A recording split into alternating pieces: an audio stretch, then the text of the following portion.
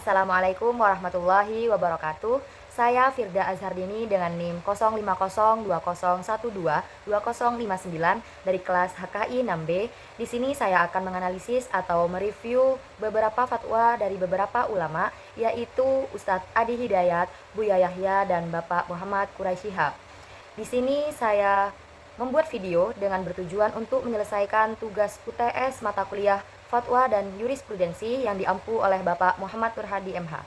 Fatwa pertama yaitu dari Ustadz Adi Hidayat, yang mana masalah hukum dalam fatwa ini adalah bagaimana apabila seorang istri ditinggal oleh suaminya lebih dari 3 tahun, apakah langsung jatuh talak pada saat itu juga?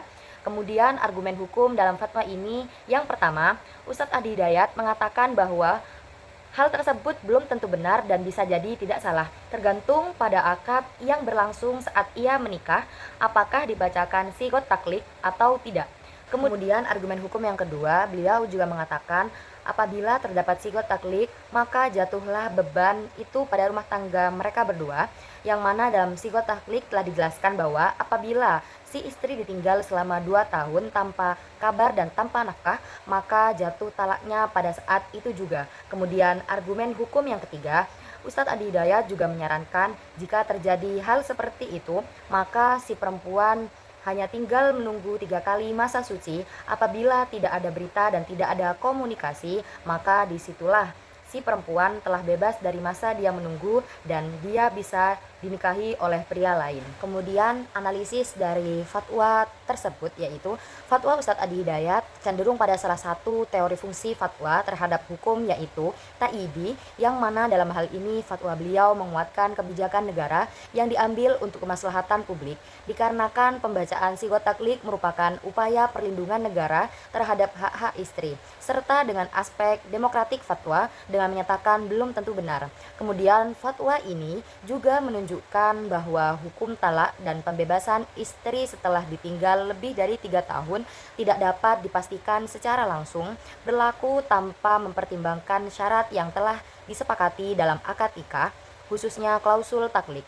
Kemudian dalam fatwa ini juga menunjukkan upaya untuk menggabungkan antara penguatan dalil-dalil syar'i atau ta'idi dan aspek demokratik fatwa, yang mana fatwa ini mempertimbangkan kondisi sosial, mengutamakan keadilan serta kemaslahatan publik terutama perempuan.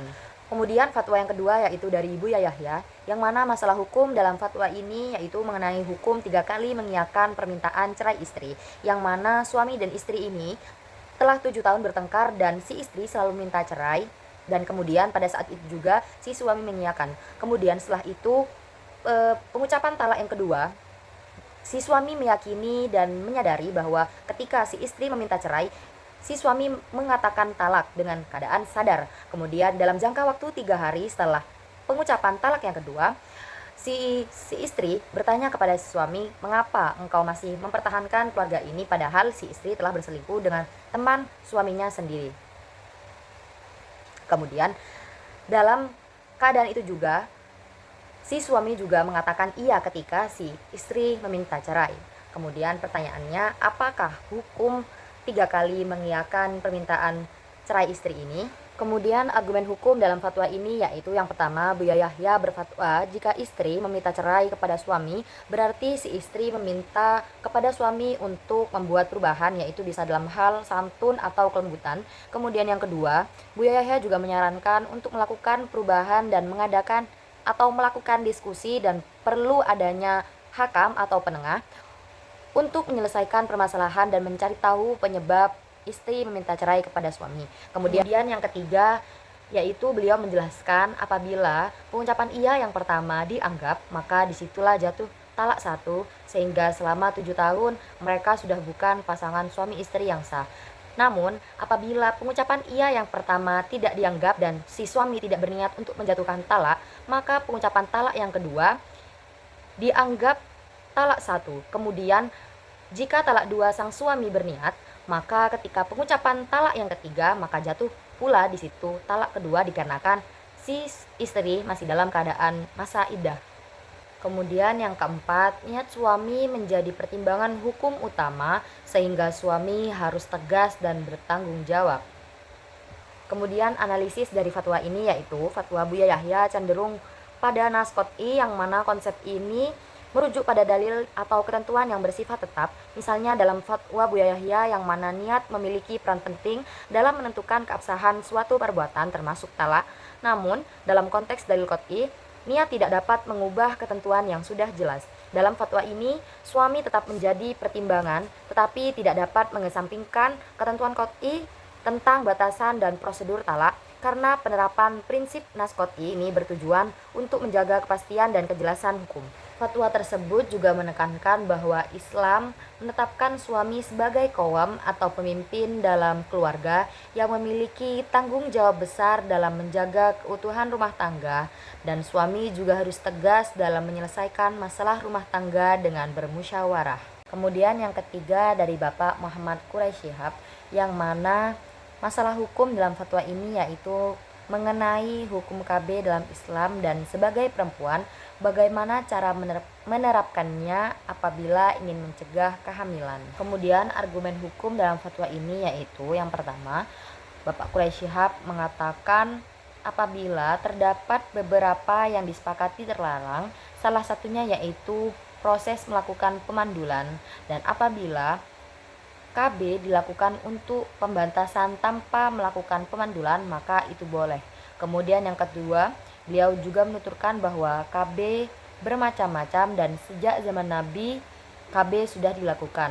Kemudian yang ketiga, Bapak Muhammad Quraisy Shihab juga berfatwa dengan memaparkan pendapat Imam Ghazali bahwa seorang wanita yang enggan melahirkan demi menjaga kecantikannya itu boleh. Namun kita tidak bisa berkata semua cara KB pasti dibenarkan. Kemudian analisis dari fatwa ini yaitu fatwa Bapak Muhammad Quraisy Shihab cenderung pada metode qauli dikarenakan terdapat beberapa pandangan ulama yang menyepakati dan melarang, sedangkan sebagian besar ulama memperbolehkan jika penggunaan KB hanya untuk pembatasan jumlah anak dengan syarat bahwa tindakan tersebut dilakukan dengan alasan yang logis, misalnya mencegah kehamilan, alasan kesehatan atau ketidakmampuan ekonomi, dan tidak merusak fitrah manusia. Kemudian asalkan tidak mengarah ke proses melakukan pemandulan, yang mana di sini bersifat permanen dikarenakan sebagian besar ulama melarang penggunaan KB dengan tujuan tersebut.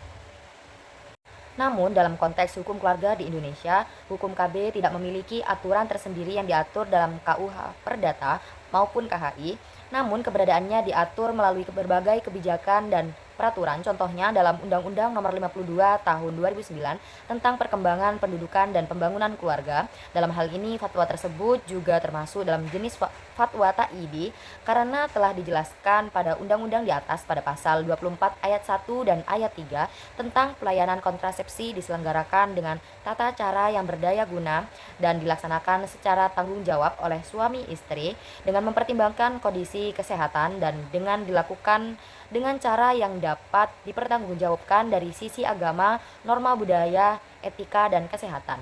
Dalam pasal ini juga memperbolehkan sama dengan fatwa Bapak Muhammad Quraisy Shihab, dan juga fatwa ini sebagai penguat hukum tanpa membuat hukum baru untuk menegaskan dan memperjelas pendapat ulama terdahulu. Demikian video review ini, kurang lebihnya mohon maaf. Wassalamualaikum warahmatullahi wabarakatuh.